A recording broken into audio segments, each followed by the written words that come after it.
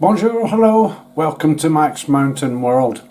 My last video I was showing what happens after we've had a snowstorm, and it occurred to me maybe do another video but show what happens before, i.e. how I plan things in a world where COVID has knackered up a lot of the weather forecasts and stuff like that. They still don't get it right until the very last minute sort of thing, but I'll cover that as well. So the preparation, the planning and all that stuff for how I do my job, and this is stuff that happens 24 hours a day.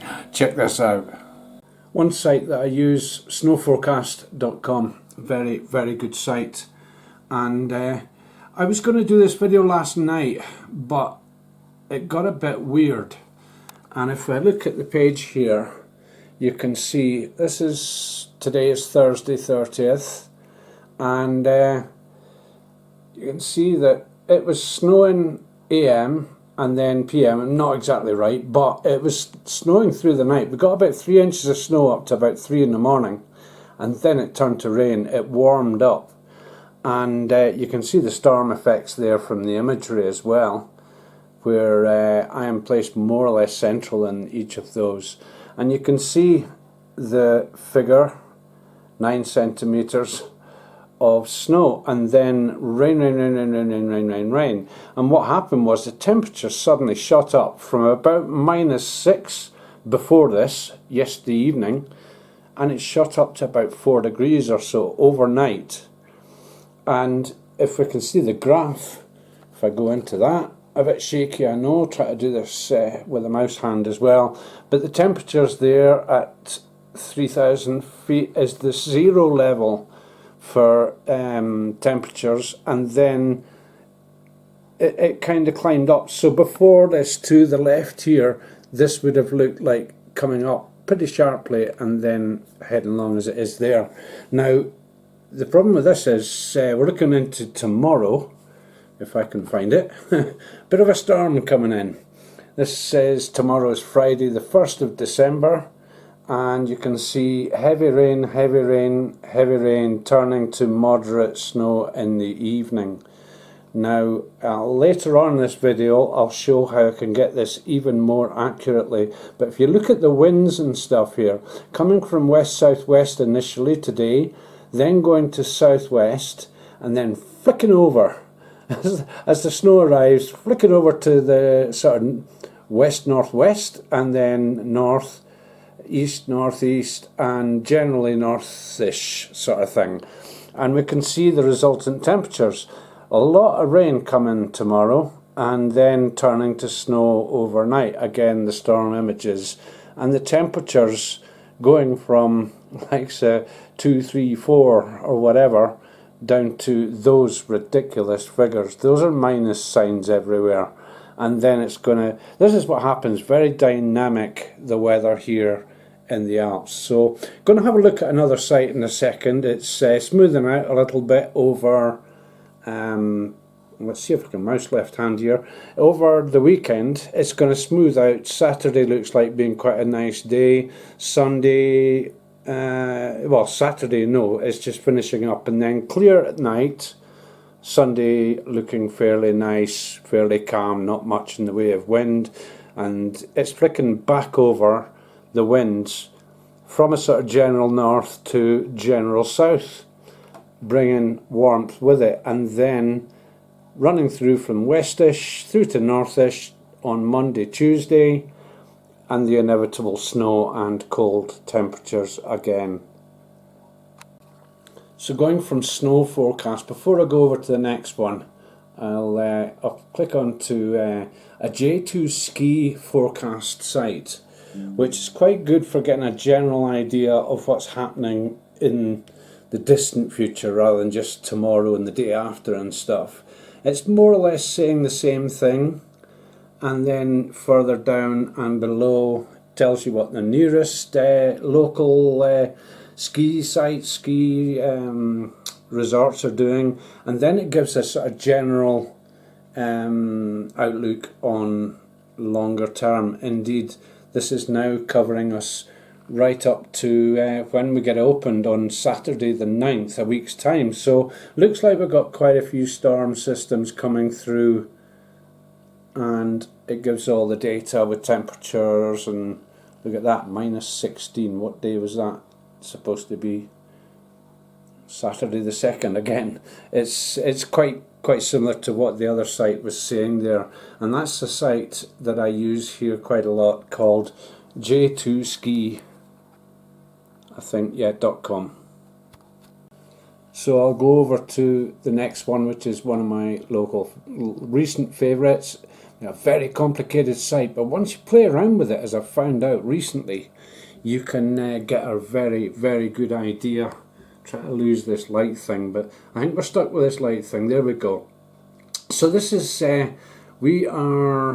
Ombrun, which is our town down the mountain, and we're located about here, where my mouse hand thing is.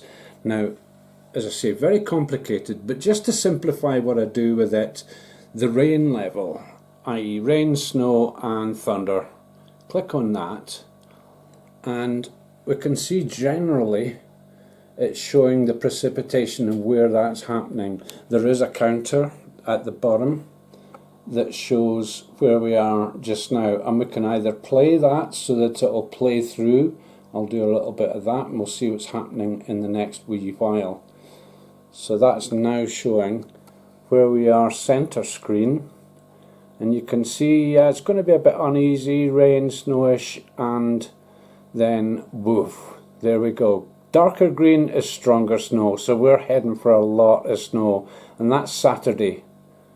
So cold temperatures, and I'll just stop that just now and go over a couple other things.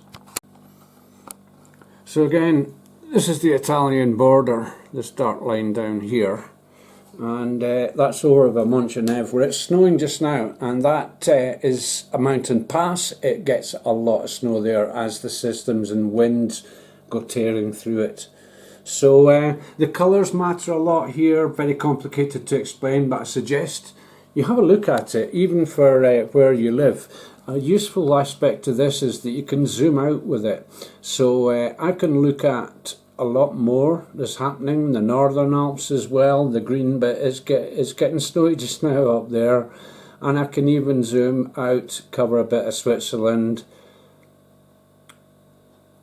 whole of France. You can see the windy thing, showing the wind circulation, and I can get a general understanding of a sort of global situation with it around Europe. This is why UK's getting hit with quite a lot of it just now. If I just tear that down, bit of snow over the Scottish mountains there, and bit of snow round about Edinburgh, my old hometown.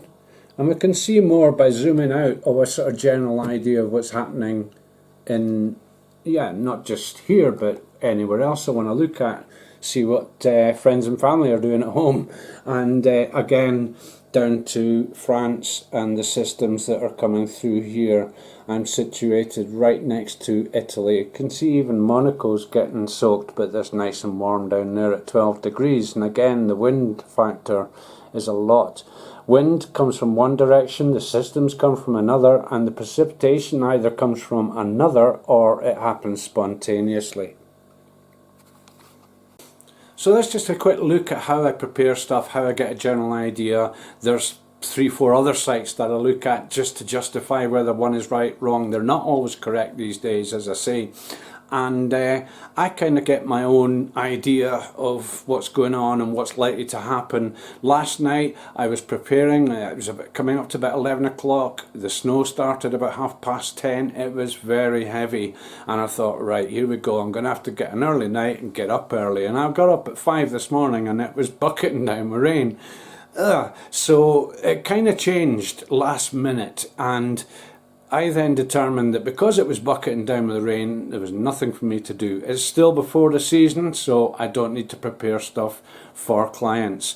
Quite often, if I don't do this what happens is I'll wake up, normal time, go to work, normal time, and in panic mode because I've got an awful lot of digging to do after people have stomped all over it, driven on it, and that's twice as difficult to clear by hand.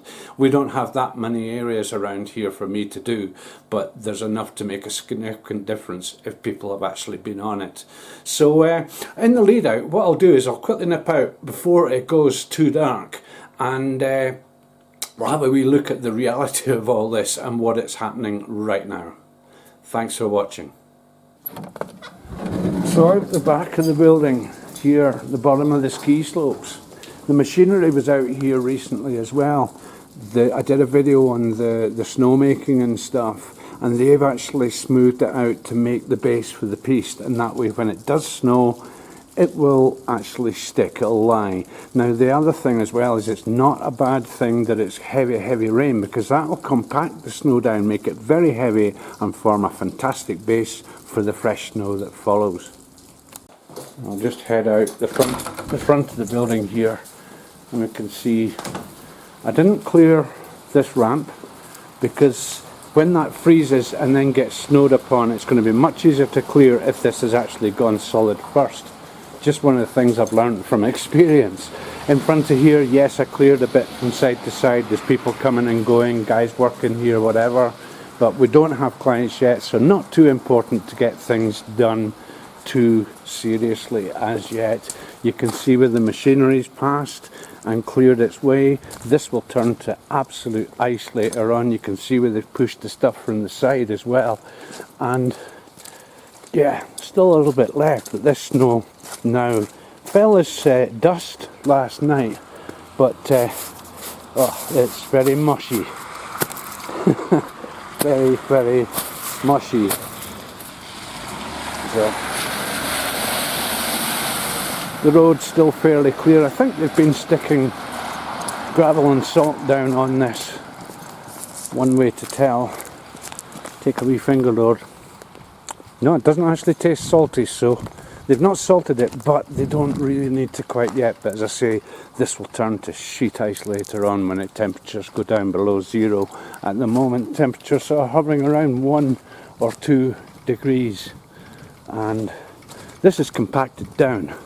When it changed to rain last night, this was about 8 or 9 inches deep, but it's compacted down with the rain that's fallen today. No views today, because with the rain and the low cloud and stuff, no mountain view either. That'll come soon. So we have around about 9 days until we open, the station opens. We have clients and I can ski. Thanks again for watching.